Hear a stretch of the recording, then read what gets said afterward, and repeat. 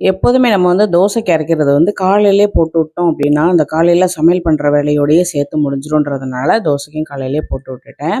இல்ல அப்படின்னா, அது வந்து ஒரு பெரிய வேலையா இருந்த மாதிரியே இருக்கும். அன்னைக்கு தான் சில்ட்ரன்ஸ் டேன்றதுனால பிள்ளைங்களுக்கு வந்து மஷ்ரூம் பிரியாணி பண்ணலாம் அப்படின்ட்டு ஃப்ளிப்கார்ட்ல ஆர்டர் பண்ணியிருந்தேன் பார்த்தீங்களா, அந்த பாஸ்மதி அரிசி 5 கிலோ பாக்கெட் அத தான் உடைச்சு பண்ணியிருந்தேன். ஆனா கொஞ்சம் அரிசி வந்து சுமாரா தான் இருந்துச்சு. நல்ல நம்ம இந்தியா கேட் ரைஸ் மாதிரி இல்ல.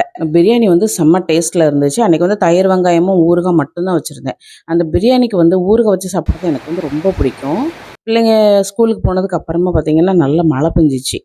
ஈவினிங் வந்து சில்ட்ரன்ஸ் டேன்றதுனால குலாப் ஜாமுன் பண்ணியிருந்தேன். எப்போதுமே இந்த குலாப் ஜாமுன் பண்ணும்போது எனக்கு நல்லா வரும். அந்த ஜீரால போட்டதுக்கப்புறமா நல்லா உப்பிட்டு எடுக்கும்போதே உடஞ்சிட்டு வந்த மாரி வரும். என்ன மிஸ்டேக் வருதோன்னு அடிக்கடி யோசிச்சுட்டே இருப்பேன். அப்புறம் வந்து நல்லா ஃப்ரை பண்ணணும் அப்படின்னு சொல்லிட்டு நல்லா ஃப்ரை பண்ணிட்டு ஜீரால போட்டிருந்தேன். பார்த்தா ரொம்பவே சாஃப்ட்டா சூப்பராவே வந்திருந்துச்சு.